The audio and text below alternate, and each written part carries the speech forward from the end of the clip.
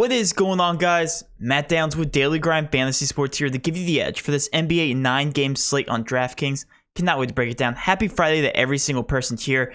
We'll be doing a live stream tonight. If you guys want to be entered into the giveaway that we do every single Friday, please like, subscribe, and also comment your favorite GPP play for this slate. We'll be announcing the winner for the giveaway on our live stream. Hopefully everybody had a profitable night last night. I know a lot of members in our community did. Before we jump into the slate, I'm going to go over some of our recent success here. Starting out here with Casper, 273 points here. Had a fantastic lineup. A lot of these players were chalky, but it looks like you got Cam Johnson at 18.12%. We'll talk about him actually a little bit later on in the slate. I had DeRozan at 49. He also had a fairly good game, especially at his price point. Had Derek Rosen here at 22.33%. All these guys were included on our cheat sheets, which you guys can grab access to for $20. We also had another close takedown here. No, this was a double up lineup. 241 points. A majority of the chalk did hit. And it looks like he got away with that late swap news here with showing Chris Middleton and Drew Holiday in his lineup as well. We had a 5th place finish here by Punare. I believe this was a small GPP turn, $12 into $70. Congrats to him. 261 points won on the evening. Lou Dort was one of my favorite plays. He just didn't pan out, played a ton of minutes. And obviously that game ended up in a blowout. This was the biggest blowout in NBA history. 77 points. I think I'm doing the math correctly. No, this was 73 points. Yeah, 73. But when I was looking at it, it was at 75 points. But yeah, 73 points here. What an insane blowout. I was on a lot of OKC guys, unfortunately, myself. We had another double up here, turned $30 into $60.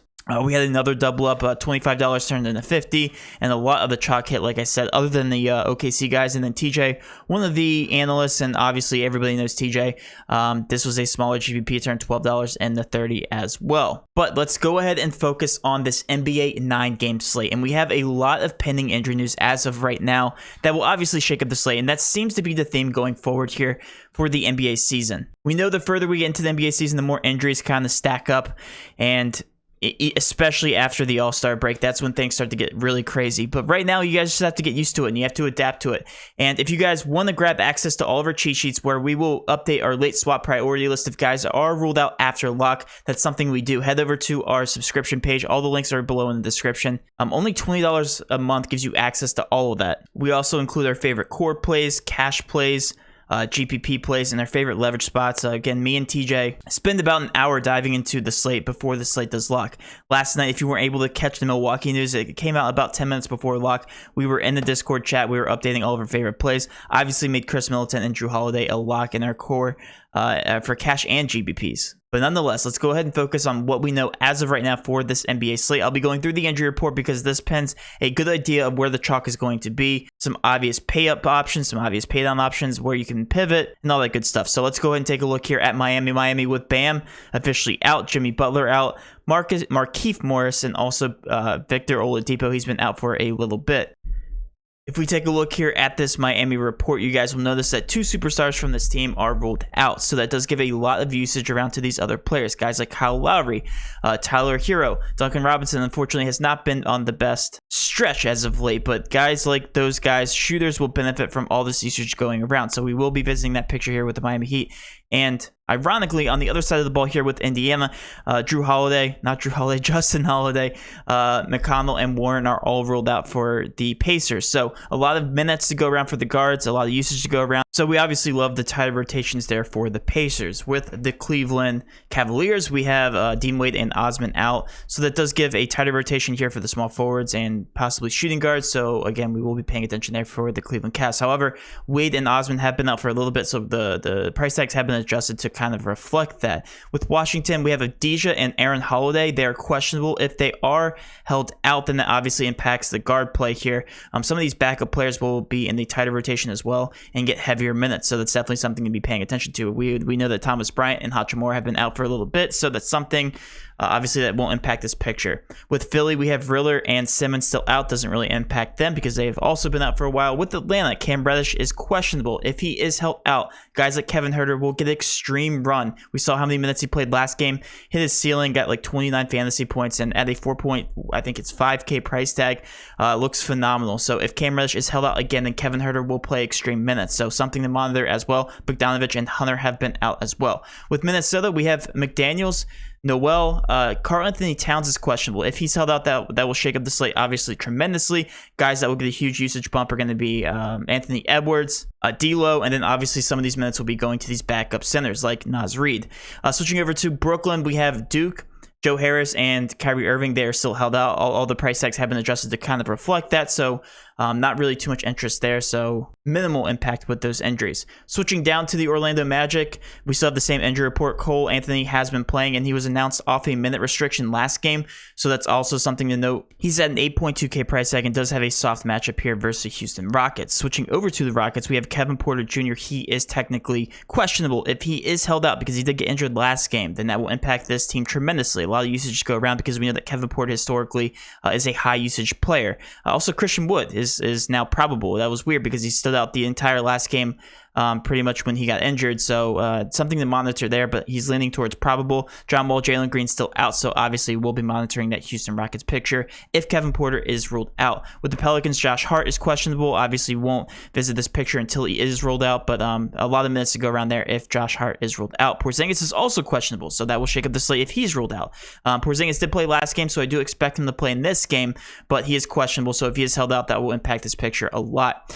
Switching over to Boston, Jaylen Brown is ruled out. That is official as of right now, so a lot of the usage go around this team. We will be visiting that picture. However, they are going against a Utah Jazz team that has been on fire as of late, so a very good defensive team.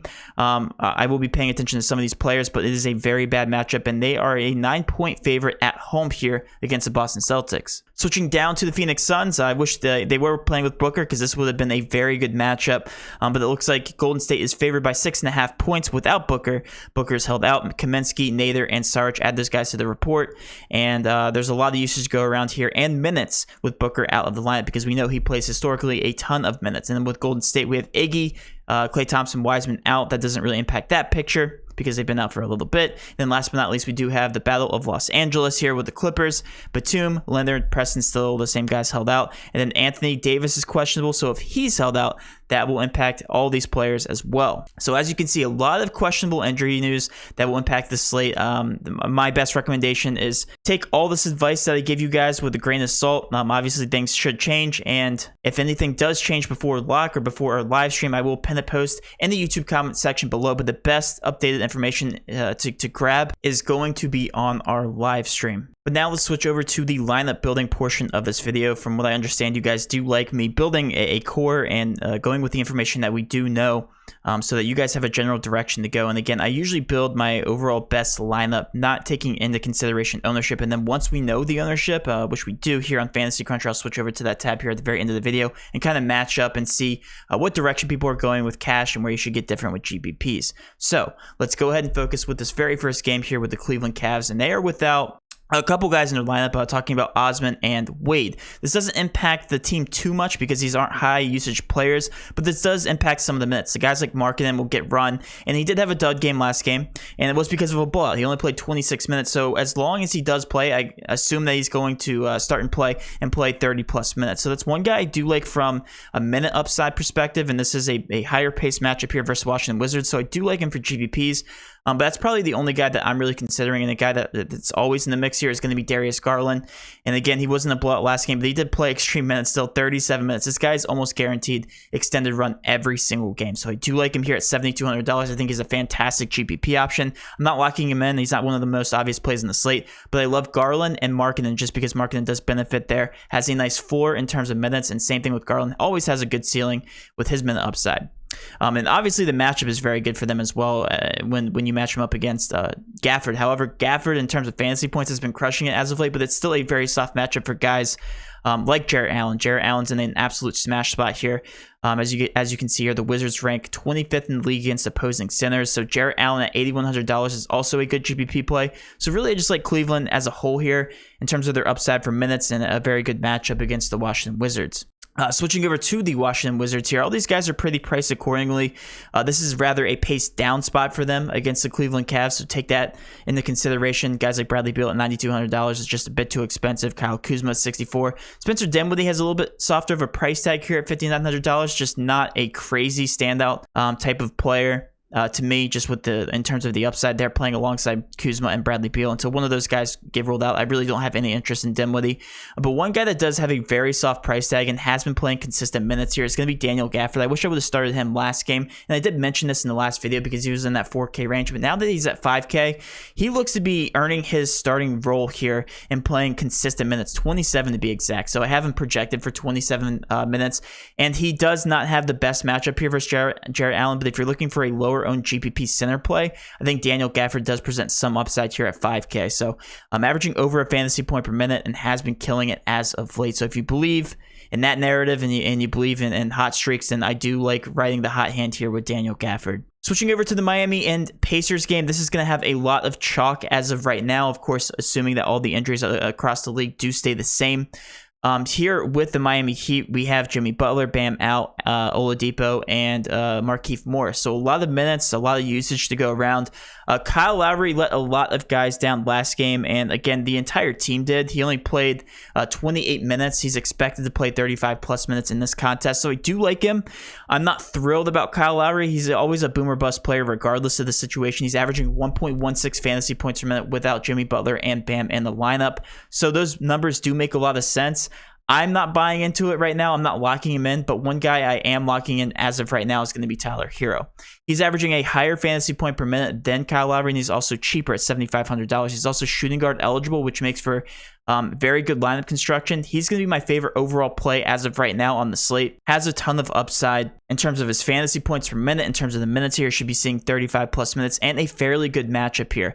He probably will be in my shooting guard position. I don't get why DraftKings doesn't let me just move him. I don't understand why that's not an option here with DraftKings, at least on the desktop version. Regardless, Tyler Hero is going to be locked, and so is Dwayne Dedmon. Dwayne Dedmon is starting here for Bam, and he's actually playing a lot more minutes than we expected. He played 31 last game, even in the blowout, so it looks like he's a pretty much solid lock for 28 plus minutes every single game going forward, as long as Bam's not in the lineup. And of course, all of these Miami Heat guys are going to see an increase in minutes, more specifically here with Duncan Robinson, but he's been shooting very, very poorly. Shot 0-7 last game and 1 of 9 the game before. So if you're believing in the fact that he could pick it up here and getting him at lower ownership, then I would be all over Duncan Robinson. But at $4,500, the price tag isn't that appealing. If he was like a 3.8K price tag, I'd be all over Duncan Robinson at the very low ownership, and I think he'd also be chalkier. But Duncan Robinson, definitely a good GPP option, at least from an ownership perspective. I don't think that many people are going to be on him. Guys like Gabe Vincent, Max Struss, they're going to be getting about 25 minutes, so I don't mind them for GPPs. I just don't love them in the upside there, especially at their price points. I think there's better options around the slate. PJ Tucker, we know fantasy point per minute wise, he's averaging 0.69 fantasy points per minute here to start the season without Bam and Jimmy in the lineup, and also Caleb Martin. So all of these guys, Gabe Vincent, Struss, Tucker, and Caleb Martin are very good punt plays. One of these guys will finish probably very well, depending on how many minutes they do get. I'm assuming the coach will ride the hot hand here. Just a matter of picking the right one. I'm going to be off of them in terms of locking them in, but I don't mind them for GPPs. Now, switching down to the Pacers, these guys are also very appealing from a minute upside perspective. We have Warren, who's obviously been out for a little bit, TJ McConnell, who's heavily involved in the offense, and then also Justin Holiday, who plays a decent amount of minutes there off the bench. So guys like Karis LeVert, Brogdon, and also Duarte are guaranteed minutes, and you guys already know where I'm going to be going here with these players. I'm going to be taking the starters with guaranteed minutes, and Duarte here at $4,400, I can pretty much assume he's going to be playing 35 plus minutes. So I actually love Duarte as of right now. He might be a cash viable option, even if their slate breaking injury is close to lock. Just with the amount of minutes this guy's playing is absolutely insane. And fantasy point per minute wise, he's actually not the best, only averaging 0.75 fantasy points per minute, but you gotta love the minute upside here. I wouldn't be surprised if he ends up breaking the slate with the amount of minutes he plays, thus making him one of my favorite overall value options here on the slate. Karis LeVert's another intriguing option. He did get the price bump here at $5,700. I don't mind him as a last piece in cash, but he only played 28 minutes last game, and that was with TJ McConnell getting injured about halfway through the game.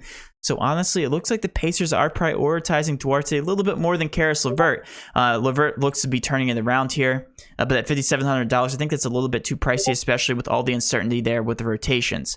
Brogdon's like one guy that I think is going to be a lock in terms of minutes up, in terms of upside. However, $8,500, he's a bit pricey. I think you can get a little bit more upside there with some other guys looking around the slate, especially with guys like Tyler Hero, who has a higher usage rate, averaging more fantasy points per minute. So that's why I do prioritize Tyler Hero over guys like Malcolm Brogdon. However, I don't mind Brogdon as a last piece. He could easily break the slate wide open. And also, Sabonis got a nice little price tag increase here. It's definitely going to be lower owned. I love Sabonis all the time. Him and Julius Randle, they just because they play power forward and center, makes it very flexible for lineup construction. Love the fact that he is a power forward eligible guy, but I would only consider him in GPPs. Switching over to Philly, really no interest here. All the price tags don't make too much sense. Guys with high minute upside going to be Tobias Harris. Tyrese Maxey has earned his role here in this offense. But just GPP options. Obviously, Joel Embiid does have a good matchup here versus Atlanta. But other than that, nothing really to talk about. And then with Atlanta, I'm going to hold off on talking about them too much. We know that Bogdanovich and Hunter are out. So if Cam Reddish does play and start, I do like him at $3,400. But if he does not, he's dealing with a sprained wrist. Then obviously I'm going to be all over again Kevin Huerter. Kevin Huerter has been playing a tremendous amount of minutes at a 5.1K price tag. Played 34 last game, played 38 the game before that without Cam Reddish in the lineup. He just shoots a lot without Reddish in the lineup. One guy that did start for Reddish last game was TLC, and he only played 25 minutes. So if you're looking for a last punt play, if he does start again, you can expect around 20 to 25 minutes at $3,200. Don't hate that. Just definitely not a priority in terms of a core option. Now switching over to Minnesota, I'm going to hold off talking about these guys as well, just because we do have the pending injury news here on Karl Anthony Towns, but we know that Anthony Edwards is going to get a boost. D'Lo is going to get a boost because Cat carries a very high usage rate and he does shoot a lot. But yeah, I mean, that will obviously break the slate. Naz Reid will be mega chalk at $3,300. But yeah, it's just a headache right now. We're not going to talk about them as of right now. With Brooklyn, there's some decent plays here. LaMarcus Aldridge is playing about 28 to 32 minutes consistently in the starting rotation at 6K. Don't mind him. It's just I don't like the minute upside there. And he was power forward eligible at one point in the season. Now that he's only center eligible, definitely am going to be off of him in terms of locking him in. Patty Mills always has that minute upside. He only played 28 minutes last game, but that was because he was struggling from the field, only shot 4 of 12. But I always love Patty Mills showing lower ownership, and he does have that minute upside as long as he does get hot. So Patty Mills is an intriguing GPP option without Joe Harris in the lineup. LaMarcus Aldridge at 6K is pretty safe. And then James Harden and Kevin Durant are just way too pricey in my opinion. However, this slate does lack a lot of small forward, power forward options. So as of right now, Kevin Durant might actually fit a lot of bills, but there's another forward I want to talk about a little bit later on this slate who's cheaper, who has a little bit more upside than Kevin Durant. But yeah, these guys are a little bit too expensive for my liking as of a to make a core option here. Switching over to Orlando, there's a few guys I want to talk about. Wendell Carter Jr. has been balling out, $6,500, and he's just been playing consistent minutes, been getting heavier usage, and like his floor is like 28 points. Now the 6.5K price tag, you just gotta love that, and a very good matchup, especially if Christian Wood doesn't play.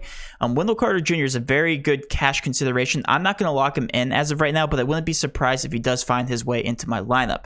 Same thing can be said for Mo Bamba. However, Wendell Carter has been outperforming him from a fantasy point per minute perspective. They're literally averaging about the exact same. Wendell Carter just surpassing him. They were the same before last slate. They're pretty much the same player, but Wendell Carter is going to be higher owned. Mo Bamba won't carry any ownership, so if you're looking for a pivot there, Mo Bamba would be your obvious choice. But Cole Anthony has a lot of upside here. They announced that they weren't going to put a minute limit on him. They're going to need him without Jalen Suggs in the lineup here, and a very good matchup against Houston. So I actually don't mind Cole Anthony as a last piece in cash if you're landing on him. I'm not prioritizing him. But I do think he has some upside here on the slate. Wagner has also been killing it. However, the price tag has come up. I think his price tag is exactly what it should be at $5,800, especially without Suggs in the lineup. I'm not going to be locking him in right now. I think he's a good GPP play, but at $5,800, that will keep his ownership low. Switching over to Houston, Kevin Porter is questionable, so if he is ruled out, that's going to shake up the slate tremendously. A lot of people are going to box score watch and see Deshaun Tate getting 35 minutes, and he had a career game, dropping 69.5 points, tying the exact same of Giannis for the highest scoring player on the last slate. Don't box score watch. You'll only get that run if Christian Wood and Kevin Porter don't play again.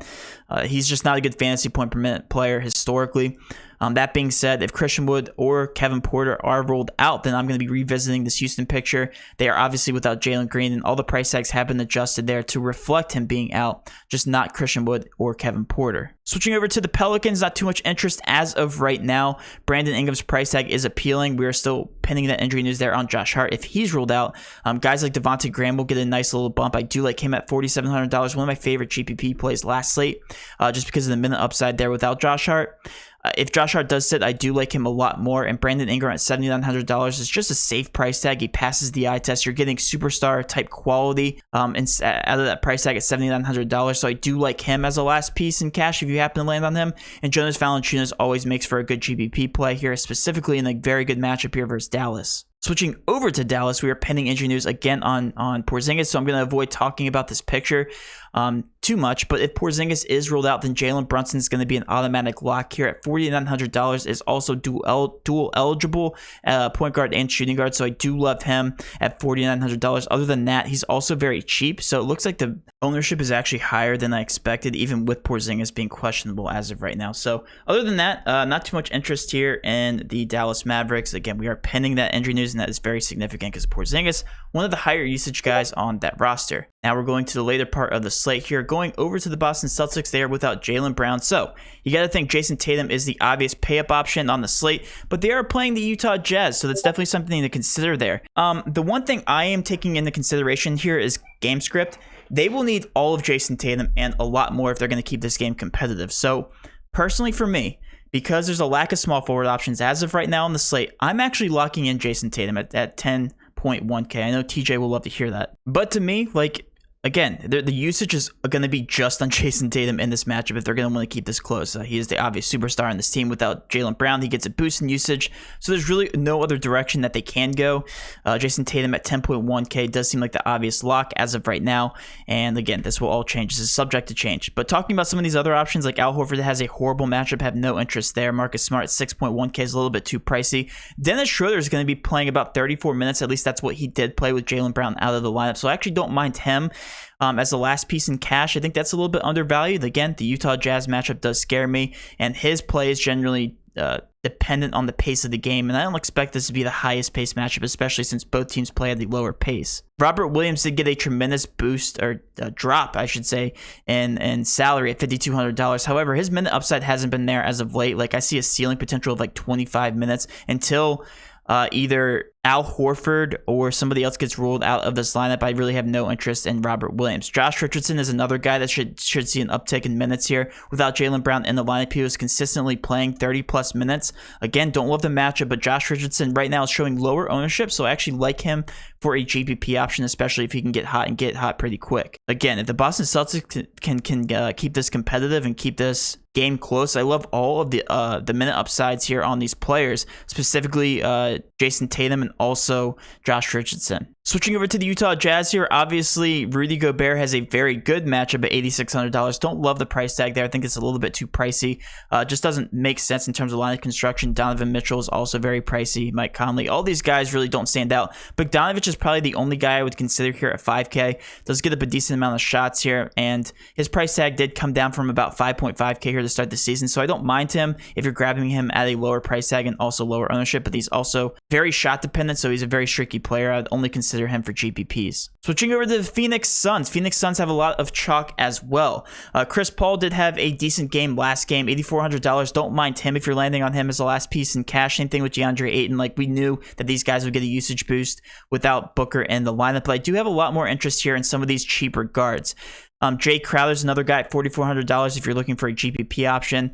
Could get a nice little boost in usage. But Cam Johnson, $4,200. We did see a decent amount of minutes from him last game. 27 minutes at $4,200. Don't love the minute upside with him, but he is also fairly productive. The guy that did start for Booker is going to be Shamet. Shamet started at 4K and did play over 30 minutes, played 31, which is exactly the projection that we had. However, fantasy point per minute wise, he's just not the best. He did finish with 20.75 points. And like I said, historically just not the best fantasy point per minute player. And since his price tag did come up, I'm not locking him in. But one guy that does draw a ton of interest and literally averaging 1.3 fantasy points per minute with these guys out of the lineup without Devin Booker out of the lineup is going to be Cam Payne. And this guy just always comes off the bench and surprises everybody. At a $3,700 price tag, he doesn't even have to play that many minutes to be relevant. He played 21 last game. He played 16 the game before that and 20 and still hit his price point in every single one of those games, or at least close to it last game. The one thing I want you guys to pay attention to is the increase in usage. Did play 21 minutes, and if he continues to play very well off the bench, and they will need another scoring threat here versus Golden State, because obviously this is the battle of two of the better teams in the NBA, they're going to need Cam Payne. I'm going to be locking him in as of right now, and I don't usually do that with very low minute upside guys, but I could easily see him playing 25 plus minutes specifically in this contest. So for me, he seems like an obvious lock, and he seems like the more obvious value play, specifically over Cam Johnson and Shamet. And he's also going to be playing very good minutes here because they're going to probably stagger him and Chris Paul's minutes, which means that his usage is going to be even higher. Now switching down to the Golden State Warriors, not too much interest outside the bigger GPPs. We already know the solidified picture, and we know that Steph Curry is 11-9, and he's going to have to show up in this contest. So if you're looking for high upside just in terms of sheer upside, Steph Curry would be your lock here for the slate. But Draymond Green's price tag came up here at $7,400. Andrew Wiggins came up at $66. Jordan Poole $65. Like, all these guys are very, very pricey, especially against a very good defensive team here in the Phoenix Suns. But really no interest outside of bigger GPPs. And last but not least, we do have the Clippers versus the Lakers. Reggie Jackson's just going to be a guy that's going to continue to see minutes. They will need him. I do like him in GPPs. However, that price tag did come up here to $6,600. So I only like him for GPP. Same thing with Bledsoe at 53 did come up in that price tag. Really only going to be GPP considerations from these guys. Paul George is another small forward, power forward eligible guy that the slate just lacks a ton of these options as of right now.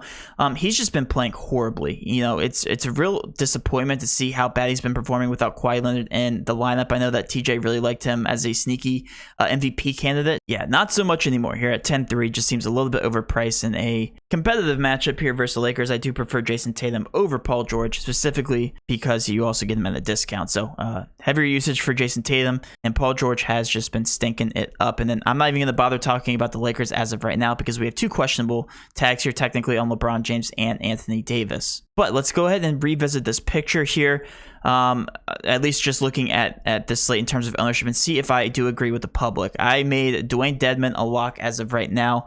I also locked in, let's actually go back here to Tyler Hero. I locked in Tyler Hero. Is he not showing ownership? Oh no, I'm only sorting by centers. Yeah, Tyler Hero is the second most obvious option on the slate. Chris Duarte, Cameron Payne, okay. I pretty much agree with the public as of right now. Who else did I lock in? Jason Tatum. Is he contrarian? He is contrarian. All right. Jason Tatum. What are you showing? You're showing 6.8% ownership. All right. So that's where I get different, spending up for Jason Tatum. And I do think you're able to do it because, again, with the lineup that I do have right now, you're leaving an average of $6,500 over because I do have a nice mix of some pay-up options, mid-range options, and some pay-down options. So I think that core gives you a nice amount of flexibility. And again, I could prioritize some other pay-up options depending on how the slate shakes up here, closer up through lock. But some other guys are showing some ownership. I did talk about Wendell Carter Jr. I think he's a very obvious play. He also might find it into my lineup because he's exactly $6,500. So it looks like he does fit my build. Cole Anthony is another guy I was on. Really not that high on LaMarcus Aldridge, and I did touch base here on Jalen Brunson's $4,900 price tag. Will be mega chalk if Porzingis is ruled out. Mo Bamba showing a decent amount of ownership. That's kind of surprising. And then Shamet, John Collins, and then the rest to follow here. And again, these ownerships do change throughout the day, and I also update them on my website on dgfantasy.com. If you guys want updated ownership projections, custom projections, feel free to sign up. $20 a month gives you access to all sports, all of our ownerships, not only for NBA, but for NFL, esports, all that good stuff. But now let's switch over to my favorite prize pick entry on this slate. If you guys haven't signed up for PrizePicks, first of all, what are you doing? Enter code using DGF for 100% matchup to $100. One of the easiest way to play daily fantasy sports today. You simply hit the over or under of any certain fantasy projection, and that's how you play. So right now I'm taking the over of Jason Tatum. I've been talking about him all video, and 43 just seems very, very low, even below his season average. So without Jaylen Brown in the lineup, assuming that Jason Tatum sees 35 plus minutes, which he should easily in this game, assuming the game stays close, really like him to slam that over of 43. And that will wrap up my video, guys. Hopefully you did enjoy this video. If you did, please do hit that subscription button, notification bell, and of course smash that like button for all of our future NBA content. With all that being said, have a great rest of your day, and let's cash.